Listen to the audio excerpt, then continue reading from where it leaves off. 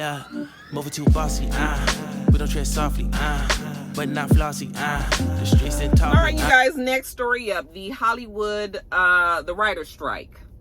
People are asking, like, what exactly is the problem and what are they striking about? Well, remember, I told you guys that it had a lot to do with the streaming services and the fact that the streaming services are not paying the actors, the writers, the people, the residuals from projects that they had worked on, okay? For example, when people get residuals from reruns that run on regular network TV, they get a check for that. And sometimes they'll get that check for the rest of their lives, like the Friends cast, for example. Them people been making buku money of all of the shows that rerun and rerun and rerun and rerun and rerun and rerun. Okay? But when they go to the streaming services, the streaming services don't pay the way that network TV does. I don't know if the streaming services are not covered under the union the way that the networks were. Streaming is fairly new. You know, it became a bigger deal. I mean, it's not a new thing, but it blew up when the pandemic happened because people couldn't go to the movies anymore. You know, we was home. And so people were streaming shit now, and now that's where all the movies are being made. I mean, sometimes movies are released on the streaming service and in the theaters. So yeah, streaming is big, but they're not held to the same rules and regulations, I guess, that network TV has to pay when it comes to residuals. And so that is where the problem is. These people are now making pennies on the dollar. There was an actor that I was reading up about, and he said that he worked on the movie Bright with Will Smith. You guys remember that movie released on Netflix? He wasn't a main character or anything, but he did work on the movie. And he said that had that movie been on regular, like network TV, or, you know, the residuals that he would have gotten from that would have been somewhere around $25,000. Okay. But because it was on Netflix and they don't really get residuals, and if they do, it's like pennies, like really half a penny, points of a penny on the dollar. He said that he got the check that he got for Bright was $271. Okay, nigga, that is less than 1% of I mean, that's a little bit more than 1% of $25,000. And these people are expected to be able to make, I mean, you wouldn't think that these are actors and actresses. I mean, we think of Hollywood, right? We think of the bright lights and the fame and the success and the money and the wealth and all of that comes with it. And you mean to tell me this man then went from $25,000 to $271 goddamn dollars? Are you kidding me? I actually saw on social media that the actors and shit are starting to post their residual checks that they get from these streaming services. Claudia just posted a residual check that she got for something, and the check was like $57. I mean, them actors is like, the shit ain't even worth the money that you guys are printing these checks on. You can keep this damn check. You gonna send me a check for $6, really? You know? So the fact that these people, and there are other things that they are also fighting for, but I think that this is the main thing. How do you expect somebody to have a living and they getting a check for $271 damn dollars? They said that the majority of those that are represented by SAG-AFTRA do not make enough money as actors and actresses to even get the benefits that are offered. You have to make $27,000, at least $27,000 in order to qualify for benefits. And they said that a lot of the people don't even make that much. And you know, it's just sort of like, man, what y'all been tricking us all this time? No, they haven't been tricking us all this time. Back before, when it was DVDs and Blu-ray and VHS and you know, showing the movies on regular network TV, before, when they was doing all that, them people were doing much better. But the streaming services are not trying to pay.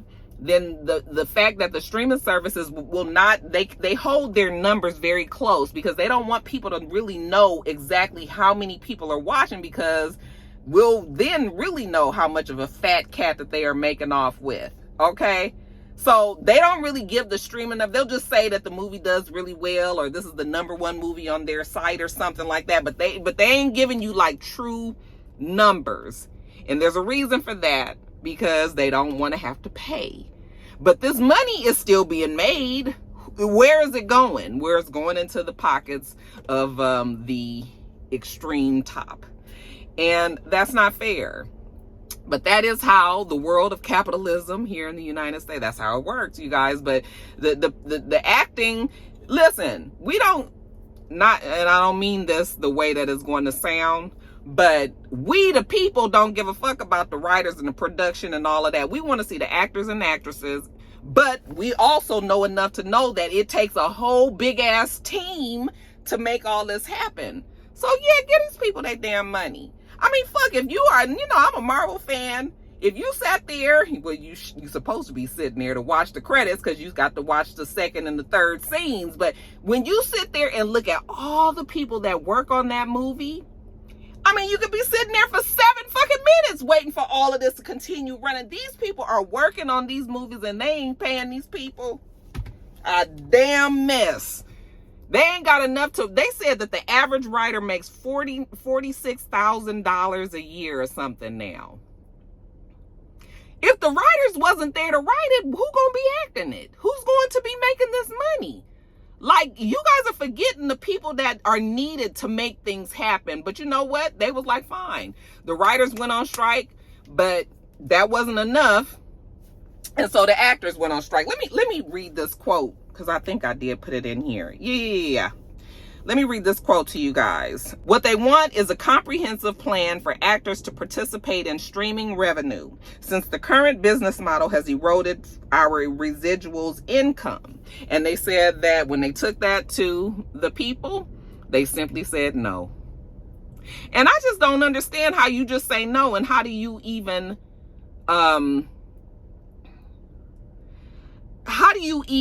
justify that no? I mean, you ain't giving any kind of compromise or nothing. You just saying no. But they're saying that the streaming services, their plan is to hold out long enough that these writers, because the actors, when we talking about the big actors, like, we would assume that they have money in the bank, and they can ride it out longer. But these writers that ain't been making no money, baby, you best believe they ain't really got no savings like that no more. If they did have savings, they was living off their savings to try to pay their bills while all this bullshit was going on. So the streaming services feel like we gonna just ride it out. We gonna let them run out of all of their money, and then they gonna get desperate. They gonna need to work, and then they gonna come back to us and everything. And and that's a fucked up way to be, but that's business, But yeah, when I saw that they said an average rate $46,000, I mean,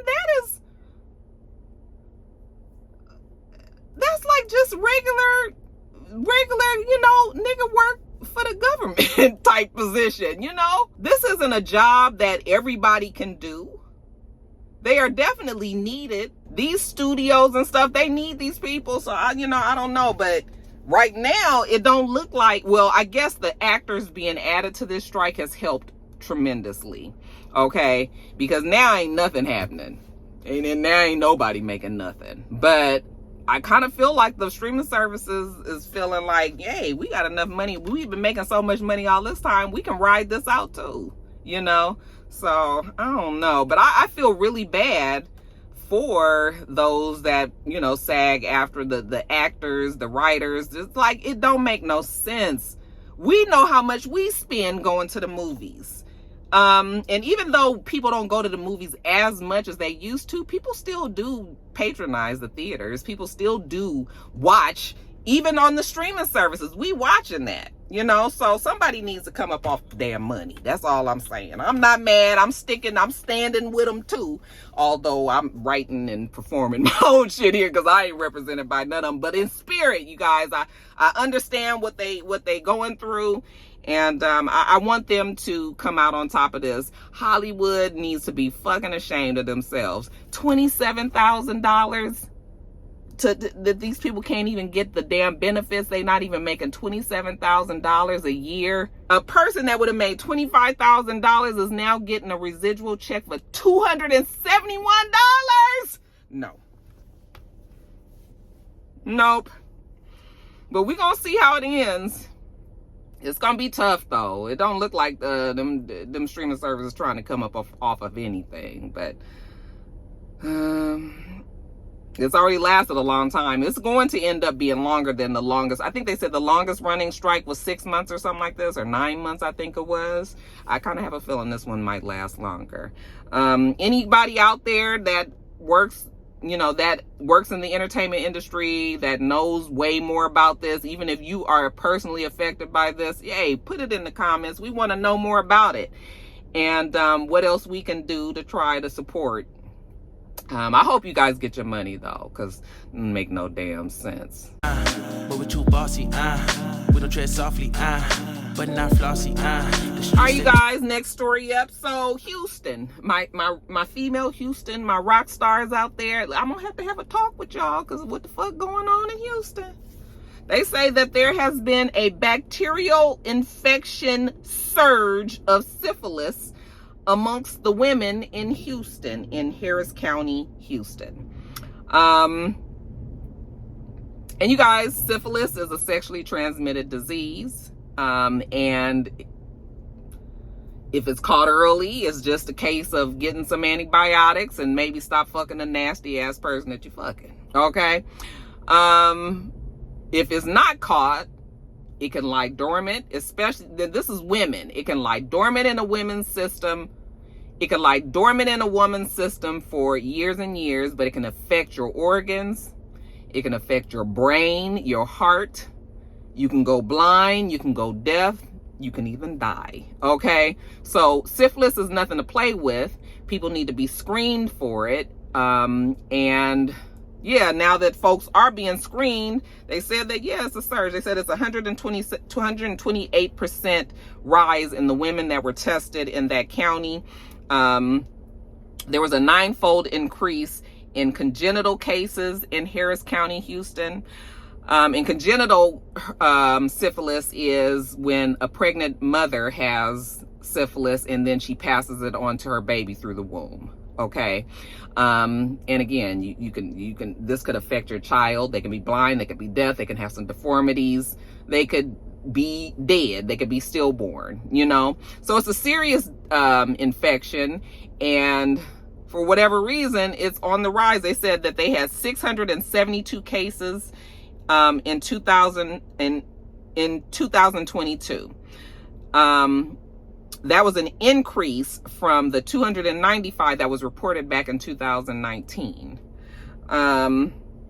And then there were 151 congenital cases in 2022 as well. So those are high ass numbers. I don't know what's going on in Houston, but I'm gonna need my rock stars out there. Y'all need to be careful, because nobody wants to get any sexually transmitted diseases.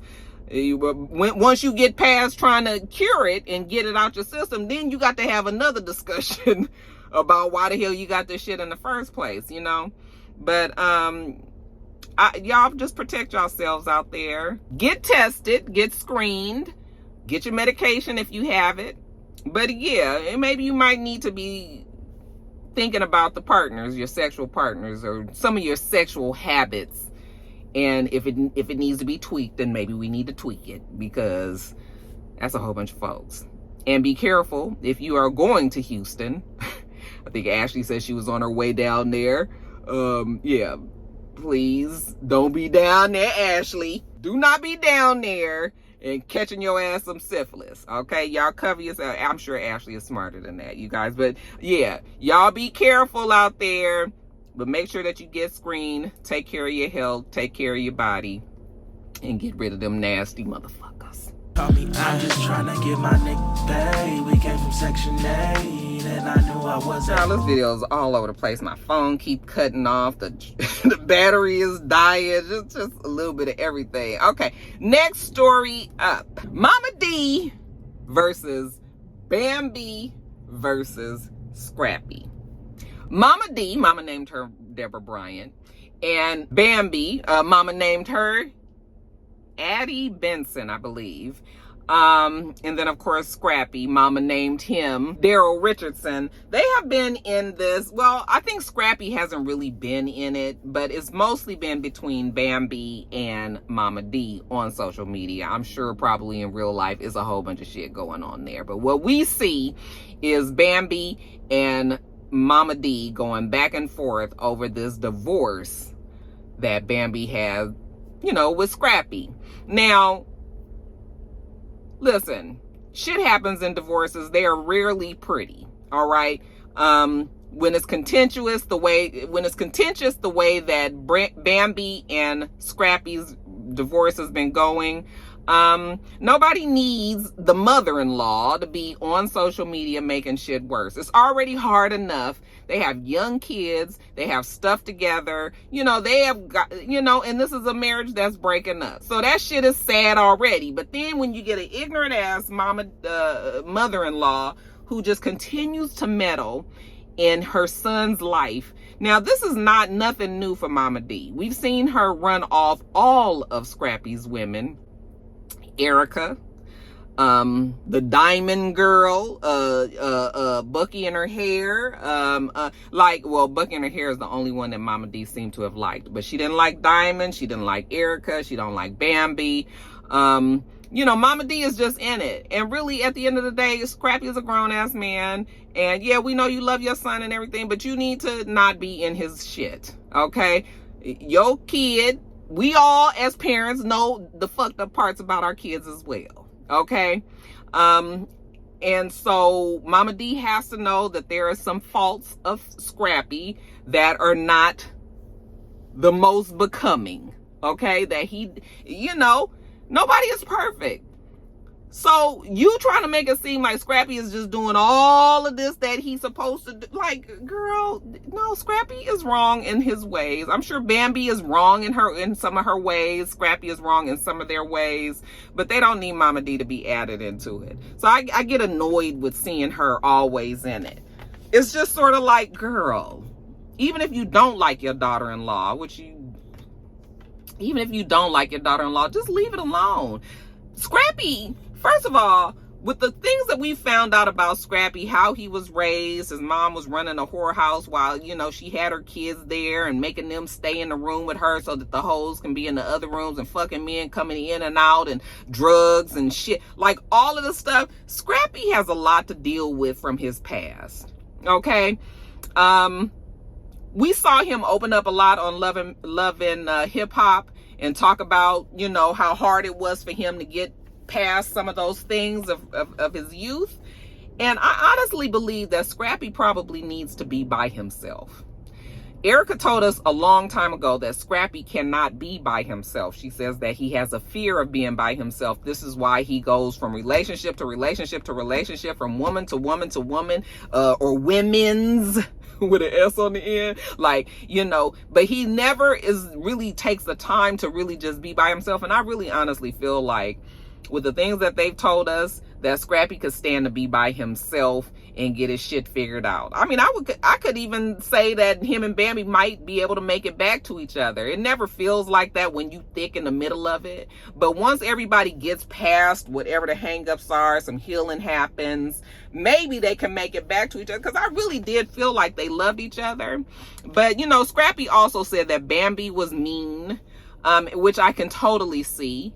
And only concerned about the kids and not really him. And yeah, I mean, I can see how all of that, but that's all that happens in relationships. But my thing is, I just wish Mama D would get out of it.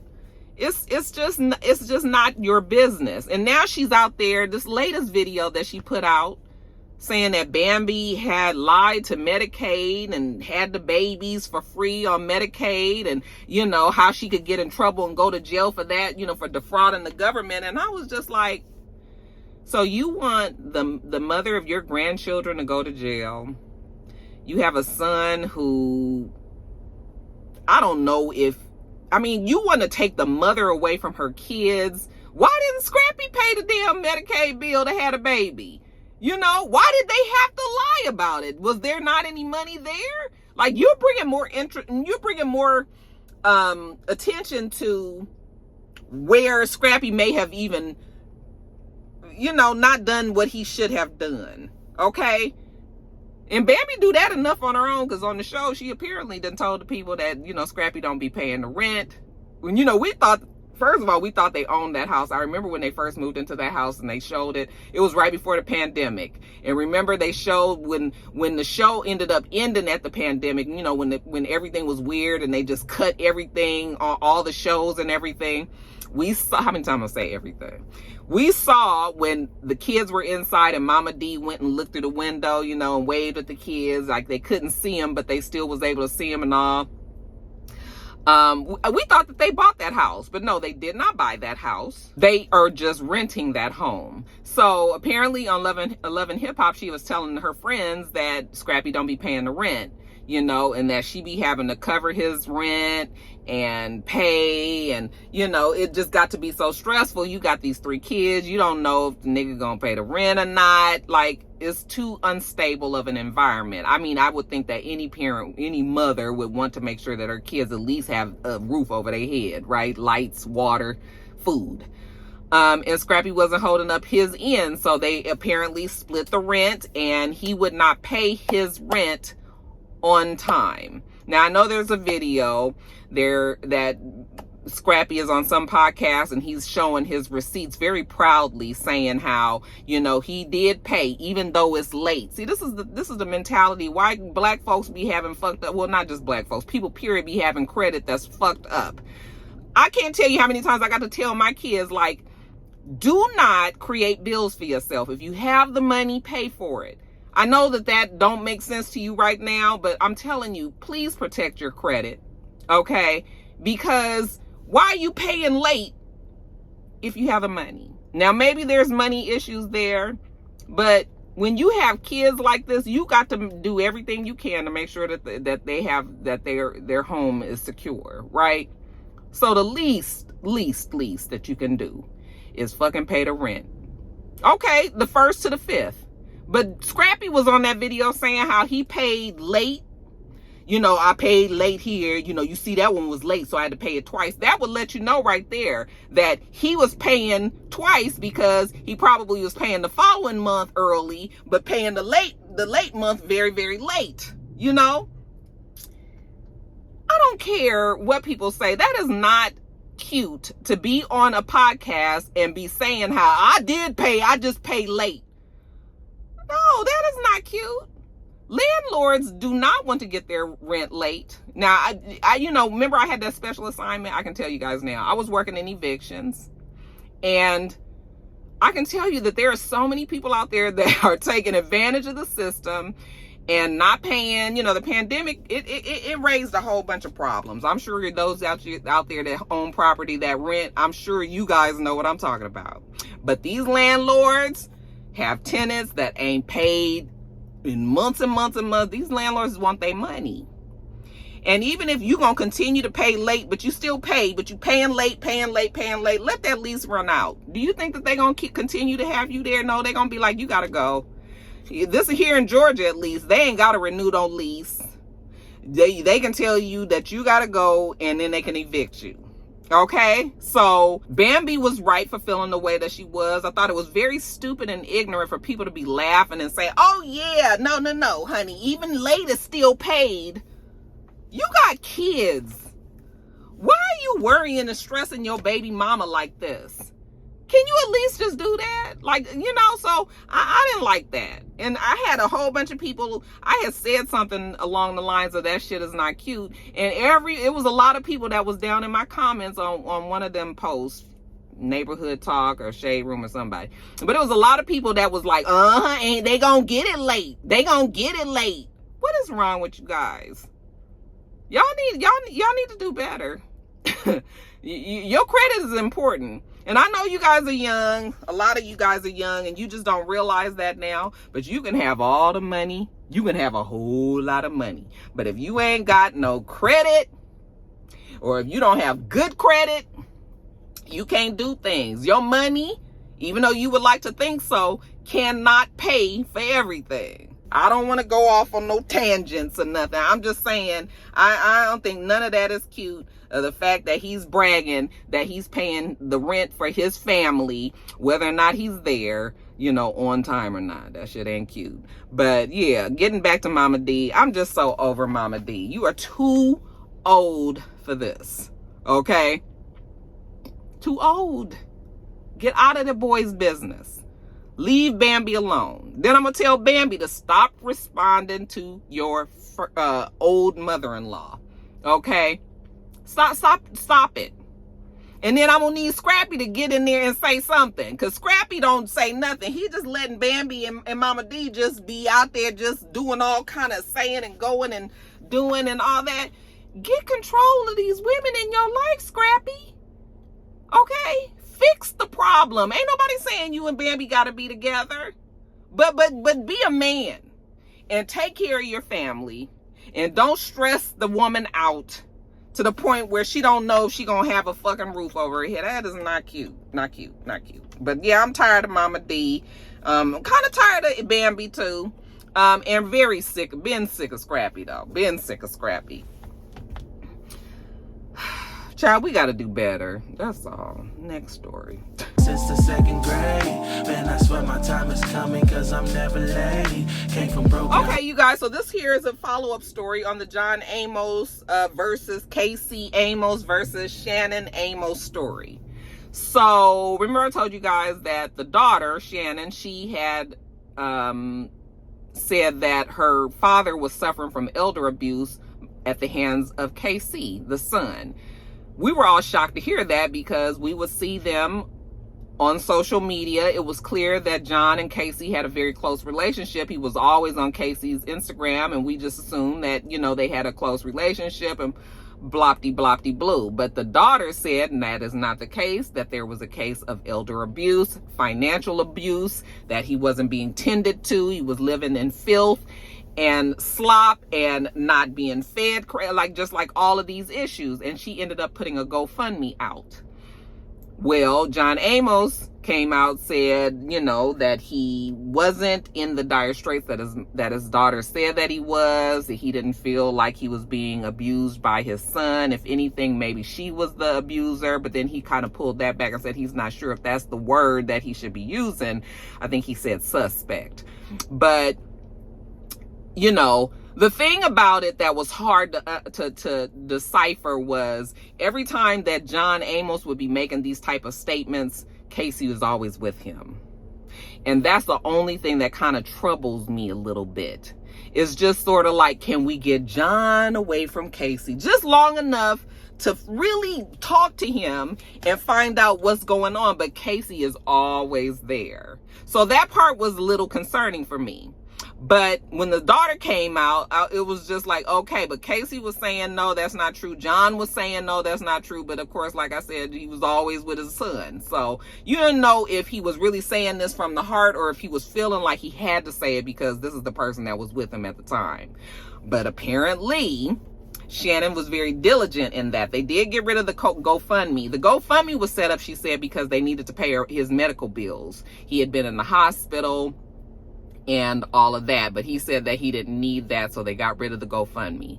But apparently she was able to finally get KC removed as his executor, and that pissed Casey off.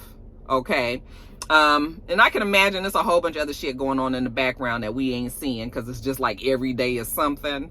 But it all culminated. She got Casey removed as executor. They got another family member. I don't believe it's her. They got another family member that is working as his caregiver and executor of his estate and removed Casey. Now, apparently Casey was pissed about this and he has been fighting with Shannon to the point where he has been sending her pictures and videos of guns and threatening her life, telling her that this one rifle that he sent her could take a turkey out 3 football fields away.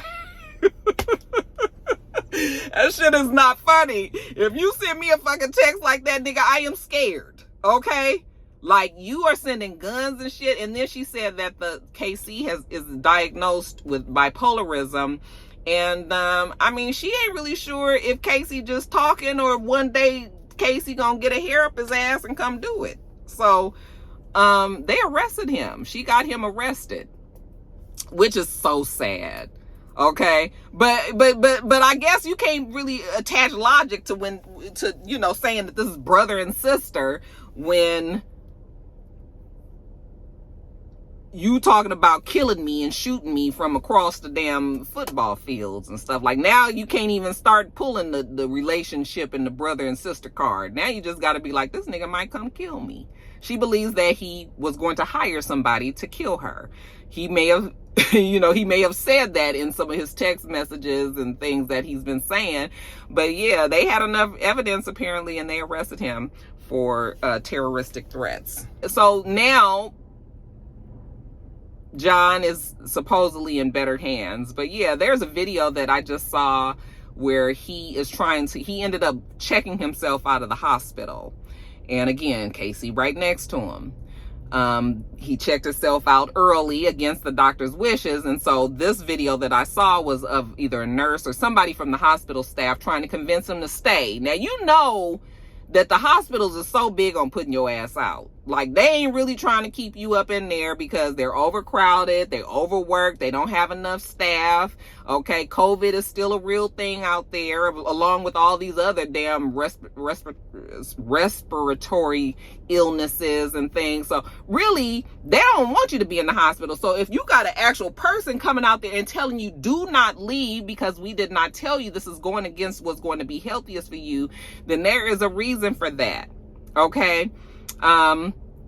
But he was just like, no, I want to leave, you know, and there's no, you can't keep me. But the person is really, really trying to work hard to tell him to stay. And he's like, no, no, no. And Casey is right next to him. And just like he wants to go, he don't have to come back in there, you know, so it just be always so much other noise around John Amos. And if we can just get him by himself, I really think that we could really get the truth out of him. Well, I think that that's probably what the sister ended up doing.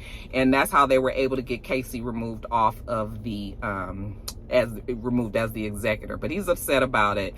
And Lord, I hope he don't do nothing to his sister. You know, I hope that this is just something that everybody is just, the emotions is really high and everybody just need to calm the fuck down. But yeah, you guys, that John Amos story is very sad though, because when you listen to him, like I said, he still has his mind, but he has his health problems. But when they get older, and then you got like young kids that are, I mean, not young, but you know, you got your kids that are fighting over your estate. I mean, when we say estate, we know it's money, okay? But when all of that happens, it's just like, dang, that's really, really sad. You know, so I hope that this is going to be the last that we hear about the negative things that John Amos is going through, because this is golden years of his life. Like, he about to, you know, he ain't gonna be here much longer. Let this man have a good, enjoyable life and not have to be in the middle of so much turmoil between his kids, you know. So, and I don't know where the mama is. Did she die? I didn't even check to see, but or they've been divorced a long time. I don't know, but yeah, our prayers go up to John Amos. You know, at the end of the day, he's the only one that I really hope is going to be fine. The other ones are going to be fine, but you know, let's make sure that this man is not being taken advantage of by anybody, and hopefully, you know, he can. Hopefully the shit can calm down. His family can somehow make it back to each other, and you know, they can enjoy each other's company in their father's last years. Okay, not saying that the man about to die, but most of his life is behind him. All right, that's all I'm gonna say. Next story. Dollar bill. Listen close. This is not a drill. All right, you guys. Shein, the fashion website Shein. It was kind of the new Forever 21. Remember, everybody, Forever 21 was all the rage. And then we all went to Fashion Nova because it's just so much easier to shop online. Fashion Nova must have 2 million things in their inventory. I just don't even know what it would take to keep track of all the shit that Fashion Nova has. Have you ever tried to just scroll through the tops? Nigga, you will be there for 5 fucking hours trying 3,018 tops. Like, nigga, what tops? What all y'all got? Anyway. So Fashion Nova was it. And then Shein came in. And Shein is a Chinese company.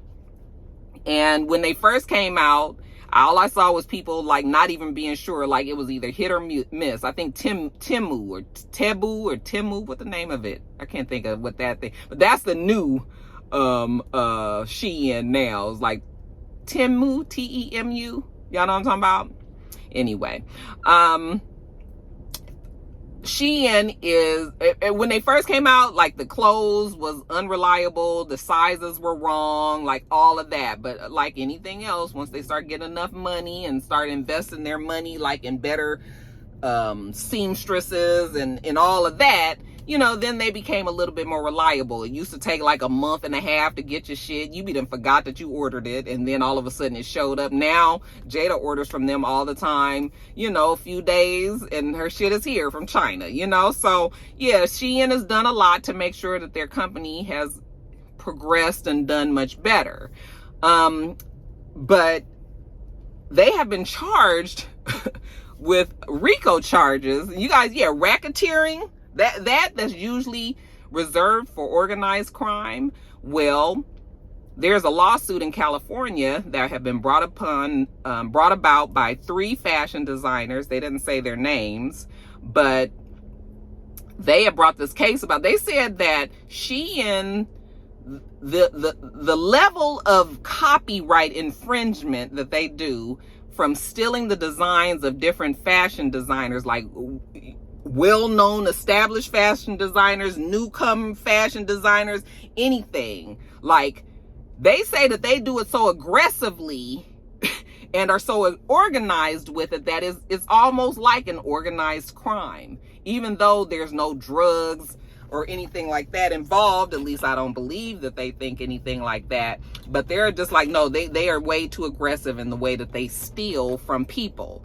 I know for a fact that I've seen a designer post something on their Instagram or something, and literally 20 minutes later, Shein or Fashion Nova, they've done this too, but Shein to a different level. They will have that same fucking outfit. Same outfit, and put that shit for $30. Now you got a designer that didn't put this shit together and they selling it for $1,800, and then here you guys are selling it for $35. Really?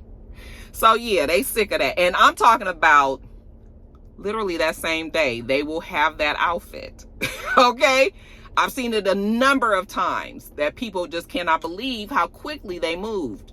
So now these 3 fashion designers in California is just like, yeah, fuck this. We about to get our money for this. So yeah, they charged it. It's a RICO charge. And let me see. I wrote down the quote. Let me tell you what it says. Shein has grown rich by committing individual infringements over and over again as a part of a long and continuous pattern of racketeering, which shows no sign of abating.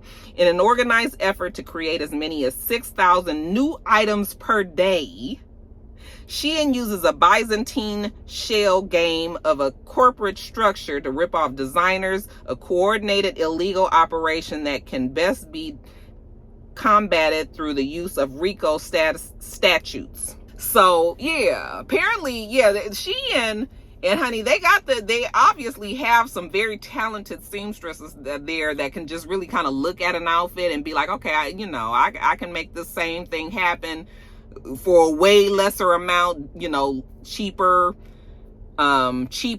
material, cutting some corners, doing things a little bit differently. But you best believe at the end of all of that, this outfit gonna look just like that outfit over there. They also are concerned about cheap labor. So the reason why these fashion designers brought this case up finally, because this has been going on for some years, but apparently Shein was trying to go public, and there was concern over the cheap labor, you know, it being out in China, not necessarily sure who was creating these fashions, who was making it, if they have child laborers, or if they have, just poor labor conditions for the workers, like all of that. So that halted the public, them going public. And then I guess that's when the fashion designers like, we better hurry up and get in here and do this before it turns into a public company and it's probably harder to do. So, yeah, that's where they at with it, y'all.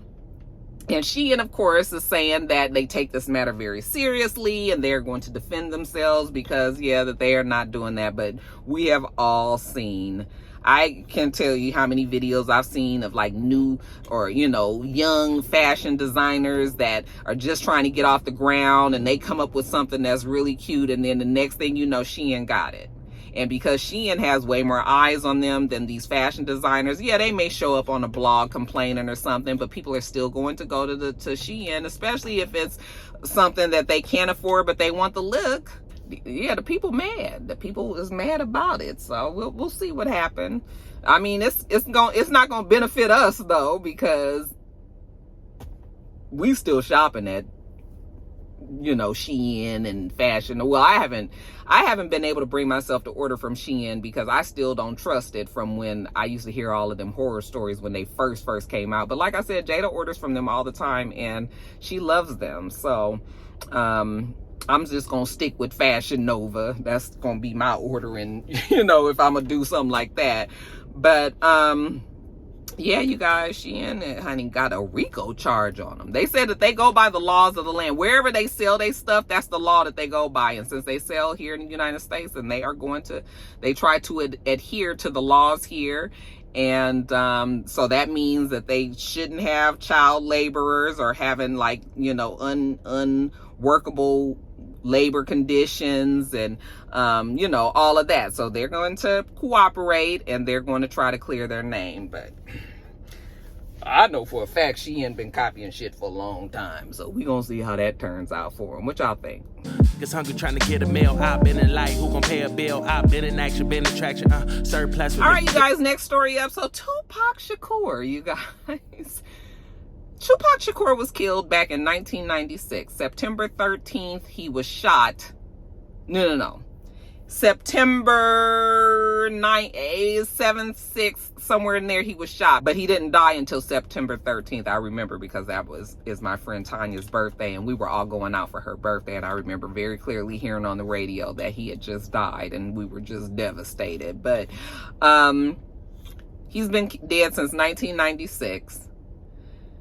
They have long thought that the person responsible for killing him was already dead. I think that guy's name was, he was a Blood, and his last name was Anderson. I can't even think of what his name was, but we found out some years ago, the one that he got into the fight with at the hotel, they believe that he is actually the one that actually shot and killed him, I believe. Don't quote me, because I'm just going off of memory, and you guys know how that can go. But, I'm losing my train of thought. What was I about to say? Oh, so since that person was dead, even though they never closed the case, but we kind of felt like we might have known who was responsible, and that was that. Well, surprise, surprise, a couple of days ago, the Las Vegas police in Henderson went and served a search warrant at a house that they believed was connected to the murder of Tupac. Okay, now like I said, they believe that the actual killer is dead, but they are looking for the accomplice. Remember the person that was in the car? They always said it was 2 people, maybe even 3. Kind of felt like I heard 3 at one time, but at least 2 people. And so they the news and everything, because they haven't really released why they did this, but we believe that it might be that they're looking for the accomplice, and they think that that accomplice had something to do with that house or something. So at 10 o'clock at night, went and did the search warrant at this house. They said it was very loud. It was the lights, it was the bullhorn, it was all this commotion in the neighborhood. And I think they said that at first the person didn't act like they was going to cooperate, and I thought it was going to be a standoff, but they finally got in there, got some computers, laptops, articles that were related to the case that were there, and they don't have any other comment about it. So, I don't know. how this is going to turn out. I mean, everybody was shocked to hear that these, you know, that almost damn near 30 years later, 3 damn decades, that this case is still open. Yeah, it was definitely a sensational case. And some people still say that it was connected to the Notorious Big case that was, you know, he was killed shortly after that. And people say in retaliation for Tupac and all. And I'm wondering if any of this stuff has anything to do with that. But yeah, you guys, very interesting that, I mean, you know, I mean, who is sitting around working a 30-year-old case? Sure, please. But anyway, we'll see what happens and if they catch up with that accomplice there. But yeah, the Las Vegas people said, yeah, we still on it, baby. We is still on it. Putting in overtime and shit on a 30-year case. Blacking, shining light, but still be blacking, red lights will stop the action, green to go, even when it's slow. And then lastly, you guys, in quickies. So they say that Kylie Kardashian, not Kardashian, Kylie, what the last name of this girl is? Kylie Jenner and Jordan. Okay, Jordan, the one who had been ostracized from the Kardashian family because apparently Jordan had slept with Tristan. I know that the rumor was that she just kissed him and sat in his lap, but, well, let me not say that. Allegedly, she slept with Tristan. That it did actually happen. Anyway, that's neither here nor there. That happened some years ago. Tristan is for the streets. Tristan wasn't just sleeping with Jordan. Tristan was sleeping with a whole bunch of women. It's well documented. We already know Tristan is trash. Chloe loves Tristan and his dirty draws and was so upset when she found out about Jordan. But I gave her a little grace on this one because, I mean, this is a family friend, okay? And so you would hope that the family friend would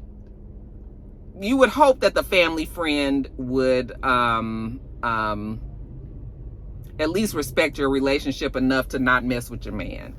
Okay, so yes, I would have been pissed the same way that Chloe was, even if Tristan is trash, because now we talking about principle. Bitch, you be at my house and shit, and you with the family and all this. Yeah, no. Okay. But it kind of washed each other out because the family be full of shit, Tristan full of shit, you know, then we got Jordan doing what she doing. So it just sort of was like, okay, everybody doing whatever. So why we this mad at the girl? But they was really mad at her. And because of what she did to Chloe, then Kylie probably felt obligated to have to cut that friendship as well. Well, it's been some years now. It's clear that Chloe and Tristan are not going to be together. Not like that, even though they probably are still messing around.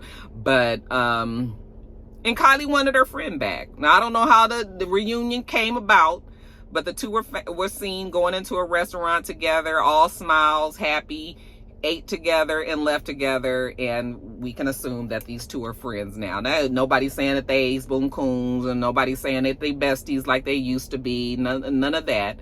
Everybody is much growner now. Kylie has kids, and you know, a lot has happened since all of that happened, so maybe perspective is a little bit different. But yeah, I mean, and if I was Chloe, I'd be cool too. I'd just be like, listen, don't bring the bitch around me, because I still don't trust her ass. But you know, you guys were good friends, and she's probably matured more, and Kylie, you know, everybody's in different places now, so maybe the friendship can withstand itself again. But yeah, don't bring her around me. Just don't bring her around me, okay? But y'all go on and y'all be friends and all of that. So, you know, good for Kylie. You know, you have a really good friend. That's a relationship that needs to be protected. I have 6 very close girlfriends. And these are friends that I've known for at least 30 years, and they are very near and dear to my heart. Okay, I just think that it's important for women to have women friends, and I know it's a lot. I be sad whenever women tell me that they don't like trust women, and they don't. I just be like, well, I get so much joy out of my friendships with my girlfriend, like my close friend, not just some old bullshit, but not just some of my. You know, anyway, I'm getting off subject here. Yeah, Kylie and Jordan, they good again. We found out that Sofia Vergara and Joe Magniela, whatever you say his last name. You guys know from Magic Mike. We found out that these two were separating, and then a couple of days later we found out that he had went and filed for divorce. And we were like, what? Okay. Then that magic number popped up, 7. I said, oh, here you go right there. I done told y'all gonna listen to Yaney one day. 7 years, y'all. That's 7 years. It's tough, baby. But they have been married for 7 years, and apparently Joe wants to have kids. And Sophia can't be bothered. Okay, Sophia's 51 years old. And at this point, no, I ain't having no damn kids. I mean, I totally understand what she's talking about. But I also understand what Joe is talking about. You know, he wants to have kids. Now, I don't know if they had this conversation before they got married. I would hope that they would have. And maybe they were on the same page then. But, you know, sometimes when it comes to kids, like, you don't know how you're going to feel. So one day you can say, absolutely no kids. And then next thing you know, 4 years later, you'd be like, you know what, I think I do want to have some kids. But one person changes their mind and then the other person doesn't. Well, you got a problem now. And so that may be where they are. But I think that is great, even though I don't like to see marriages end or something. But I do think that is good that when you realize that it ain't going to work because you really want something substantially different than the other person, let's not waste each other's time no more. Like, that's a big deal. Kids. That's a big deal. So if Joe wants to have kids, then he needs to be able to be allowed to go and find him a person that wants to have that with him. And if Sophia doesn't want to have kids, then she needs to be freed so that she can be with somebody that wants to just spend the rest of their life with her. Okay? So it's okay. It's okay, you guys. People change their minds all the time. But sometimes it just doesn't work in a relationship. So, you know, you want kids, you're going to have to get on because, baby, ain't a baby coming through these lips. And then lastly, you guys, Suki. You guys asked me to talk about Suki now because I think you guys think it's so funny that I said that I liked her and then she be coming up with all of this bullshit and I got to sit here and try to defend the girl and everything. But what is wrong with Suki? What is wrong with Suki up there in London talking about, I'm here to get my pussy stretched. Yes, I'm here to get my pussy stretched and eat a nigga ass. Them white people was like, what the fuck is going on? Motherfuckers was just ignorant. It's starting to get windy. I'm gonna have to put that. I need to put my umbrella down. I don't need it to bust my kitchen window out. But what is wrong with your girl? Girl, if you don't get your ass off. See, those are the things that I didn't like about Suki. When she was on Love and Hip Hop, I didn't used to like how she would be out there and she would be wanting to just create a scene, but it always would be some like fucking X-rated, super uncomfortable scene, you know, remember when she sat down with them old white men at the table and she was calling them all pussy ass niggas and shit, and they was all just looking like they didn't know what to make of her. Like, I don't like that kind of stuff. That kind of stuff makes me embarrassed and it makes me ashamed of being a black woman, because you can believe that those old women, no, I'm not ashamed ever of being a black woman. Let me correct that. It makes me be ashamed that she as a black woman is presenting herself that way. Let me clear it up. But you better believe that them people went back and just said like, oh, this black girl, you know, this black girl is down in the square, you know, talking about getting her pussy straight. I'm here to get my pussy stretched. And the way she kept on saying stretched, I was just like so fucking ignorant. For somebody, that Suki is a study, because for somebody that really expresses herself well, when Suki's not on her shit, and when she's just being, what did I tell you guys was her real name? Was it Desiree? It's not Desiree. But when she's being like her real self, I love to hear her talk. She makes so much sense. You can tell that she not only has good sense, but she was raised right. Like, you can tell that background is there, okay? The foundation is there. But you also can see that Suki gets off on the shock of her personality. She loves that shit. And that's the part that I don't like. Like, I don't like all of that extra. Like, I'm fine fine with her talking about sex and all of that. Like, that doesn't bother me. But this kind of shit, when somebody can say that you are ignorant, that's what bothers me. I don't like that. I don't like it. So I'm gonna need Suki to stop it. Her friend out there also co-signed, like, girl, what in the world? But yeah, I did laugh at that, because I was just like, nigga, you is not on this video with these old white people talking about getting your pussy stretched. It was a fucking mess.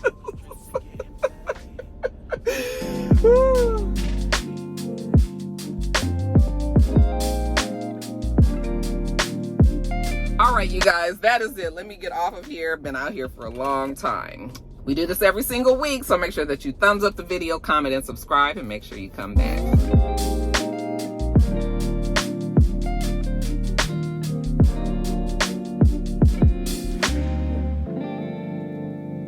Until next time, rock stars. Bye.